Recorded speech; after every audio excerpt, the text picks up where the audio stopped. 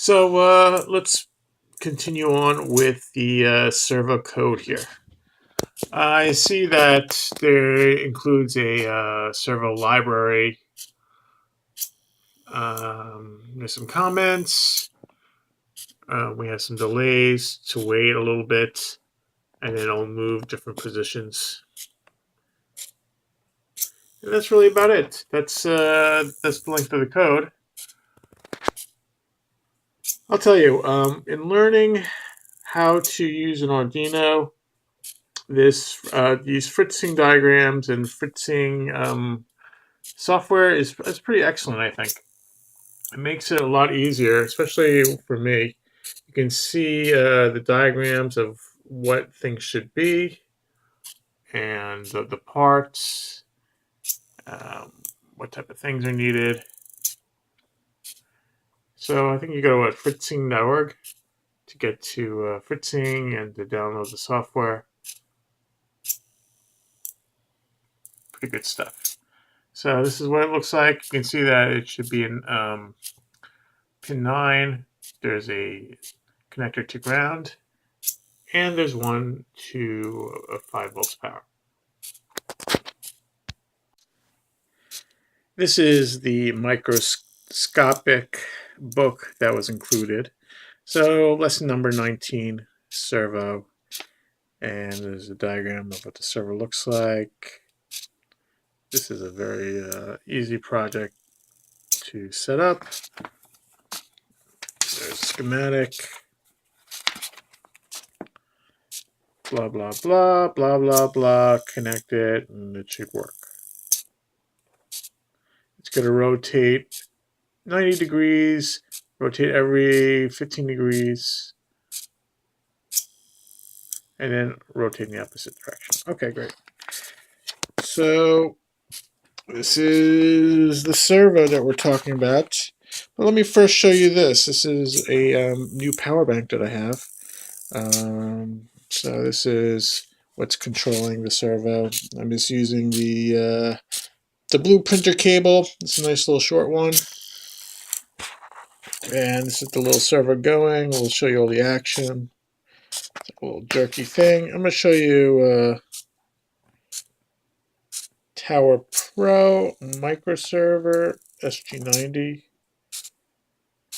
Alright.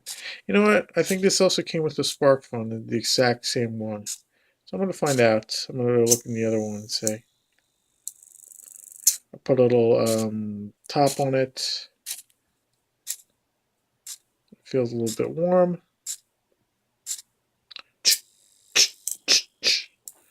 So what am I going to do with this thing? I don't know.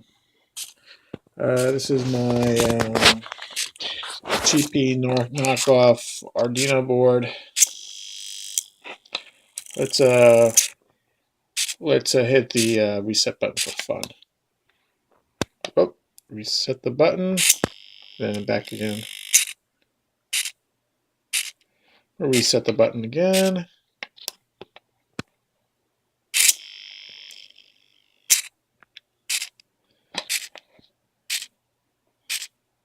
Okay, good.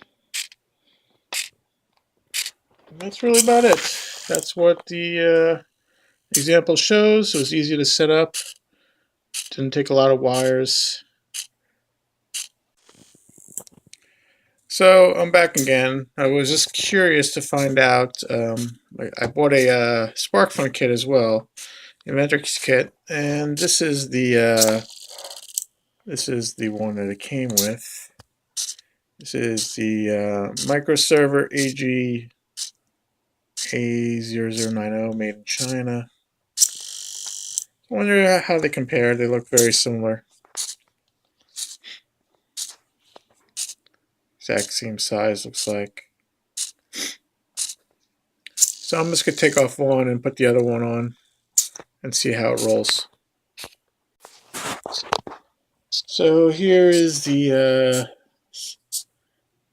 SparkFun one.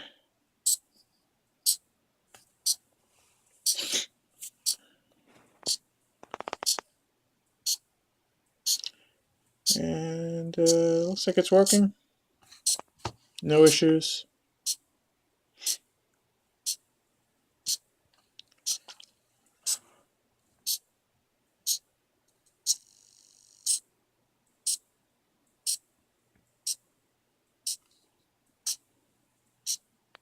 what I did was I just looked at the code. So this is one of my servers. This is the second server. And I just cut and paste the code, and I shortened out the delay so it goes really quick now. So my servo is one server, and I have another one called my servo 1. So I edited the code.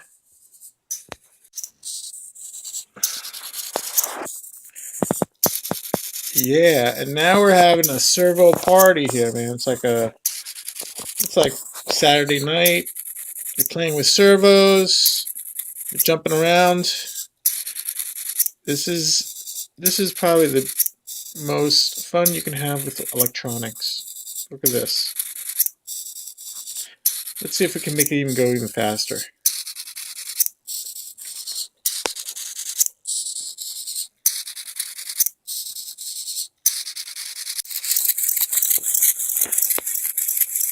Oh yeah, look at that.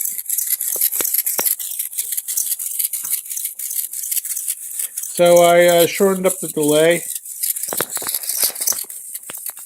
So now they're like they're free now to jump around.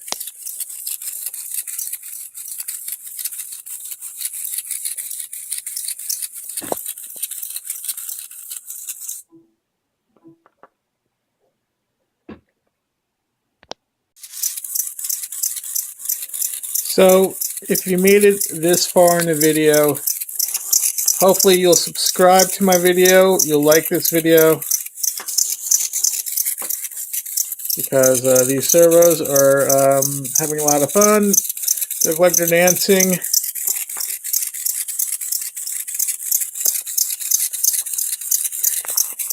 And the way that I'm setting up these two is that I have a breadboard here, and the positive and negative wires attached to a breadboard.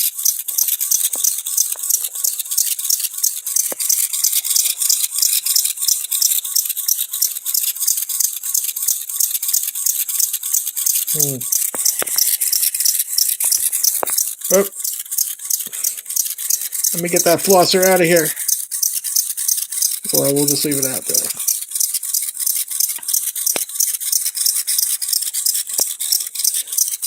So the delay now is at, the delay in the computer program is at 10.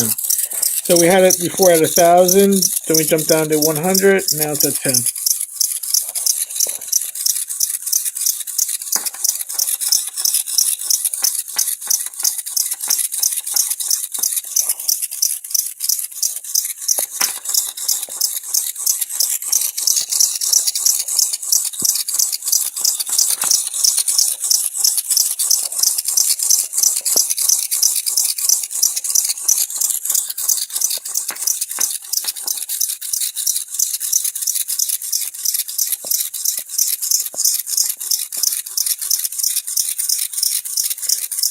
Goodbye, thanks.